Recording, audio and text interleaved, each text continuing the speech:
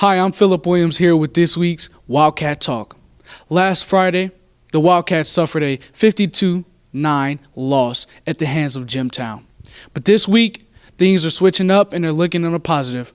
They face Clay this week, and Coach Stoltz talked us through it. And we go out there with the same mentality every week, even if they're undefeated or winless. I mean, every game is a big game. Trying to get better for the tournament, trying to work out kinks, trying to find those players who want to play and who can make plays for you, and see that they have the potential and the capability of doing things, especially against a sectional opponent like Clay. I mean, there's a chance on Sunday that we could possibly draw Clay again for the opener for the sectionals. You heard it here first from Riley head football coach, Coach Brian Stoltz. Now, my co-host, Brandon Stevens, has more. Thanks, Phil. I'm Brandon Stevens here for WETL Sports. On this week's episode of Wildcat Talk, I got the opportunity to sit down with Riley's athletic director, Coach Doan, and she caught us up on girls golf, boys tennis, and soccer. In the sectional tied, so they had a playoff hole. Her name's Nicole Kirkpatrick Sr., and she ended up winning the playoff hole against the opponent of Clay and got to then golf at regionals.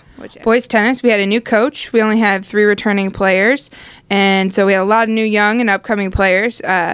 And they had a fairly decent season. They beat Washington at sectionals and then lost to St. Joe, and they finished 8th in the conference.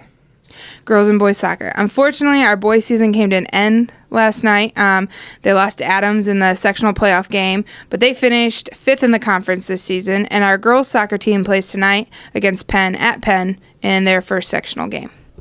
In addition to this week's episode of Wildcat Talk, I got the chance to sit down with Riley head cross-country coach Chad Wetzel. The boys have had some success this season. Boys have been running pretty well. Our boys finished 4th at the conference last weekend. Our girls finished 9th.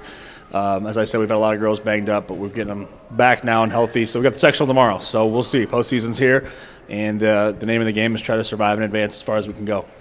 Well, last year our boys went to state, obviously, and our girls went to semi-state. Those are obviously our goals every year. It's going to be a little bit trickier this year. We lost some really good seniors last year, but I think the boys can go to semi-state, and girls, who knows? We'll see. Before the game kicks off tonight, the teams will combine to be one. The Wildcats and Colonials are having a pre-game tailgate to raise money for Gabe, the son of Clay's softball coach. Gabe has been diagnosed with leukemia, and half of the proceeds raised will go to his medical expenses. It hits home to let these kids know there's more to life than just football. I mean, and anytime we can do something like this at a football game to help raise money and awareness and to help people out, I mean, that's a huge, huge thing. We're just playing a game that kids love to play. And there's people out there fighting for their lives and things like that. I mean, anytime you can step back and see the bigger picture on life, I mean, I always think that's a good thing. We hope you get out and not only support your Wildcats on the field, but support the community off of it. We'll see you next week.